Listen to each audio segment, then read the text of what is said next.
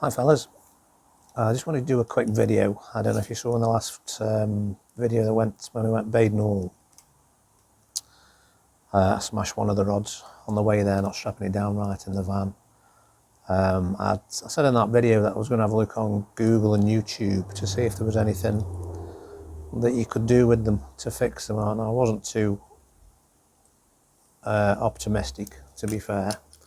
But anyway, I had a look and I saw one or two videos on YouTube saying that you could fix it by basically using another rod to effectively kind of put an insert, like a spigot, if you like, inside the broken part. So I'll give it a go. I think I watched about 3 videos to make sure that they were all using the same method, or to see which method was the best, to see if it's a cure the rod or not. The rod in question is a Witchwood Riot 3-pound test curve 10 foot, and it was the end part that broke. Basically it was this part here, forget that one for now. So it was kind of that part there. It wasn't the base, if you like. It's the end part. So it broke probably around about in the middle. I'll just show you the break there, if you can see it. Now this is kind of post fix and post break again. So I think we know how this is going to end. So so basically what you do, for those that don't know, is you use an old rod, which I've got here, which is an old rod that I had in. That's just duct tape that you wrap around for sawing it off, basically. So you where your break is in the rod, you find like a corresponding piece of the donor rod that will fit inside the thicker bit, and it slides down the shaft. So I've done it. It was probably must have been about 6 inches, 7 inches long, something like that. So it slides down, kind of down the shaft there, thin end first. It runs down and obviously pops out of there. So the broken rod, you kind of put tape around it, saw it if it's split, if it's sharded either side, so it's a good fit, basically, and there's no shards. Then you put the spigot through, and you use epoxy resin.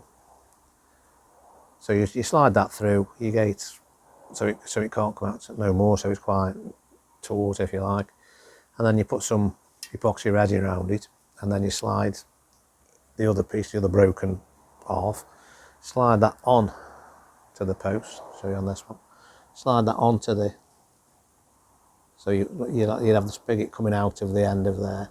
Slide that on. It's got the epoxy resin on. You glue it in, obviously in situ. Wait for it to set, and then you do this kind of binding. So what you can see there, I'll show you on this one. What you can see there is braid. It's both ends. If you watch the videos, you'll see how you do it. You kind of you wrap this braid around, pull it through so it's nice and tight, much like the hooks are done. And then you put epoxy resin over the top, basically. So I followed the instructions to the letter, and when I was finished, I spoke to Rant, actually, one of the other fellas in there, told him that it was done. I was happy with it, and it looked the part, it looked the business, it looked fixed. I was happy. Now, bearing in mind, I'd got a donor rod, I'd got the epoxy resin, obviously I got the braid, and so it didn't cost me anything as such to do it. But the next day, I thought, well, I'll just test it. Obviously, you know, you want to make sure that it works. You don't want it to let you down on the bank. And the first time that I put any kind of pressure on it, it just snapped again. So if you've got a split rod and you're thinking of repairing it, if you've got to buy the epoxy resin, which I'd imagine is going to be the most expensive bit, and you haven't got a donor rod, you know, if you think of butchering one of a rod that you don't use very much just to fix it, personally, through my experience, I wouldn't bother. I certainly wouldn't put any faith in it having any kind of strength. I mean, it might be of kind of where the break was, because as I say, it's about halfway splits there, so it's about halfway down the rod. So as far as like the test curve's concerned, it's probably where it takes a lot of pressure there.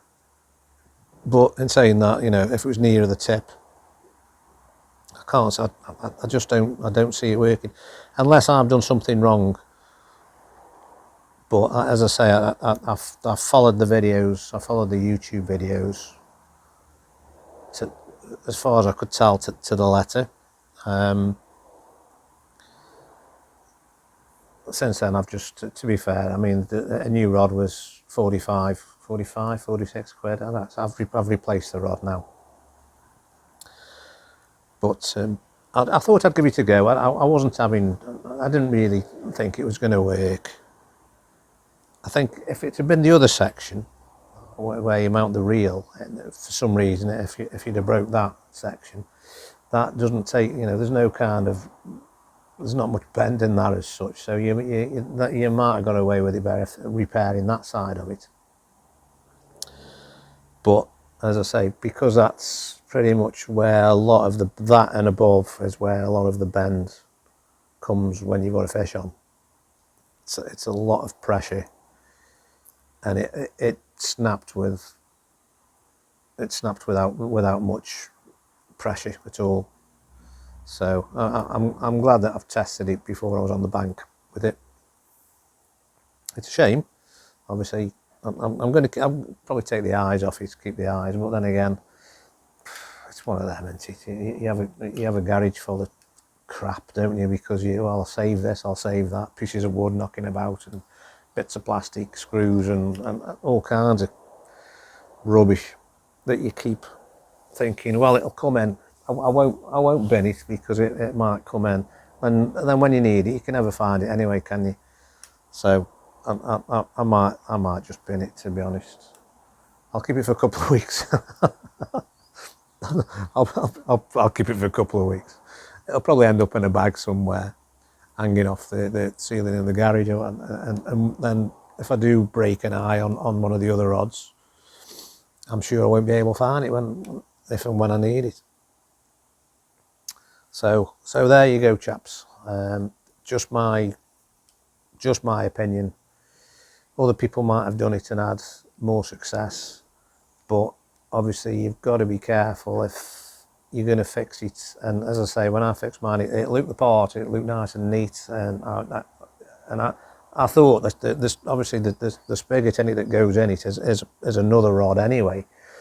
So you're thinking that should take the pressure, it should be fine, it shouldn't be a problem. But it hasn't worked in this case anyway, and if I smash another rod, I don't think I'll bother try and fix it, especially if I've got no epoxy resin left, or I haven't got a donor rod. Obviously, you're not going to fix it if you haven't got a donor rod anyway, but I certainly wouldn't butcher a rod just for the sake of it, just to try and save a rod. Personally, if you've had a better experience, if you've done it differently and it's worked, please, you know, comment below, let me know what I've done wrong, because I would like to know. It's handy if you can fix them. Obviously it's cheaper, but anyway, just thought I'd do a quick video on that. So I don't know if it's helped anybody or if it'll save somebody a bit of time, I don't know. But anyway, thanks for watching, fellas. I'll see you on the mic sometime. Cheers.